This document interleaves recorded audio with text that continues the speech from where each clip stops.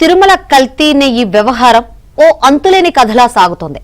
పాలే లేకుండా నెయ్యి తయారు చేసి దాదాపు 250 కోట్ల రూపాయల విలువైన 60 లక్షల కిలోలు సరఫరా చేసిన కుట్రలో విస్తుపోయే నిజాలు వెల్లడవుతున్నాయి.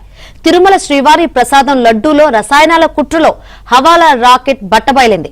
కల్తీ చేసిన నెయ్యిని టీటీడీకి అంటగట్టడంలో జరిగిన అక్రమాలను సిబిఐ సిట్ నిగ్గు తేల్చింది. కల్తీ నెయ్యిని సరఫరా చేయాలన్న ముందస్తు కుట్రను అమలు చేసి తద్వారా వచ్చిన సొమ్మును హవాలా మార్గంలో నడిపించి పంచుకున్నారు.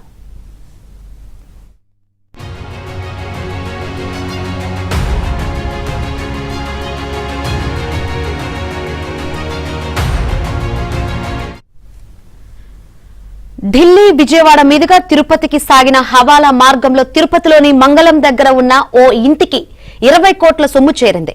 అతి స్వల్ప మొత్తం టీటీడీ డైరీ నిపుణుడు విజయభాస్కర్ రెడ్డికి, మరికొంత కమిషన్ ఏజెంట్ శ్రీనివాస్ కు వెళ్లింది.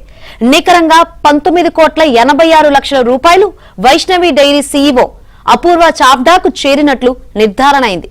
ఆ తర్వాత అక్కడి నుంచి డబ్బు ఎక్కడికి వెళ్లిందన్నది మాత్రం పెద్ద మిస్టరీనే. అంతిమ లబ్ధిదారుడు ఎవరన్నది సిట్ కనిపెట్టలేకపోయింది.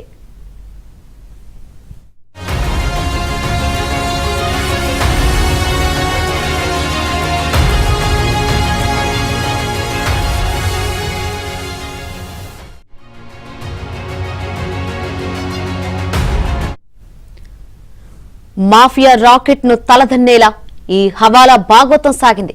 చుక్క పాలు కూడా సేకరించని భోలేబాబా డైరీ తిరుమలకు స్వచ్ఛమైన ఆవు పాల నెయ్యి సరఫరా చేస్తామని టెండర్ దక్కించుకోవడమే ఓ పెద్ద కుట్ర. ఈ కుట్రను అమలు చేయడంలో హవాలా రాకెట్ లో భోలేబాబా నిర్వాహకులు పొమిల్ జైన్, విపిన్ జైన్లు ఎవరెవరి భాగస్వాములు చేశారు, కల్తీకి అవసరమైన రసాయనాలు, ఇతర నూనెలను ఎక్కడెక్కడ కొన్నారు, ఎక్కడెక్కడ దొంగ బిల్లులు సృష్టించారు, నెయ్యి సరఫరా కాంట్రాక్టులో డబ్బులు ఏ మార్గాల్లో తిరుపతిలోని అపూర్వ చావ్డాకు చేరాయి అన్నదే హవాలా రాకెట్ లోని అసలు గుట్టు.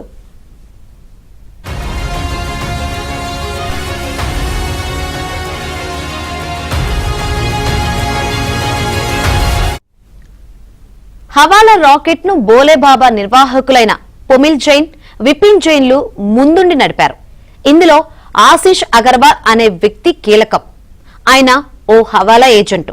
పాత ఢిల్లీలో చాందినీ చౌక్ లోని కుచా గచీరాంలో ఆయనకు ఓ హవాలా దుకాణం ఉంది. భోలేబాబా నిర్వాహకులు నెయ్యిని ఆశీష్ అగర్వాల్ నుంచి కొన్నట్లుగా తప్పుడు పత్రాలు సృష్టించారు. భోలేబాబా బ్యాంకు ఖాతాల నుంచి ఆశీష్ అగర్వాల్ కు నగదు చెల్లింపులు జరిగాయి.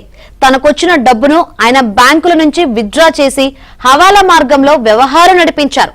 ఆ డబ్బును తొలుత రాధేశ్యామ్ ఓజా నడిపిస్తున్న హవాలా దుకాణంకు చేర్చారు. ఆ తర్వాత డబ్బును అదే ప్రాంతంలో ఉన్న మరో హవాలా దుకాణంకు చేర్చారు. ఇది రిషబ్ జైన్ అనే వ్యాపారిది. ఇక్కడి నుంచి డబ్బును గ్వాలియర్ కు చెందిన దీపక్ జైన్ కు చేర్చారు. ఆయనకు డబ్బు చేర్చడం వెనుక ఓ కారణం ఉంది. భోలేబాబా డైరీ కల్తీ నెయ్యి తయారీకి ముందు రిఫైన్డ్ పామ్ కెర్నల్ ఆయిల్, పాములిన్లు సమకూర్చుకున్నది. వీటిని దీపక్ జైన్ కు డైవర్ట్ చేశారు. అయితే భోలేబాబాకి చెందిన కంపెనీలు హార్ష్ ట్రేడింగ్ కో, హార్ష్ ఫ్రెష్ డైరీ ఫుడ్స్ నుంచి దీపక్ జైన్ వాటిని కొనుగోలు చేసినట్లుగా తప్పుడు బిల్లులు సృష్టించారు.